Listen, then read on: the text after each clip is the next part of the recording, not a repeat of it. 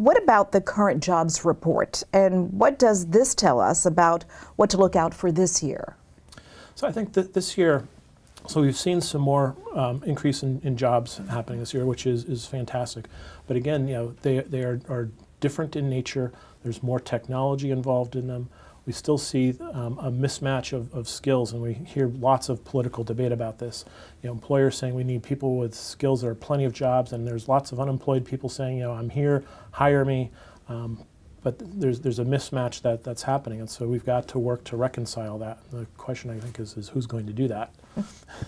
You mentioned something key too earlier in your answer. You talked about constantly learning, and that's going to be the key for workers.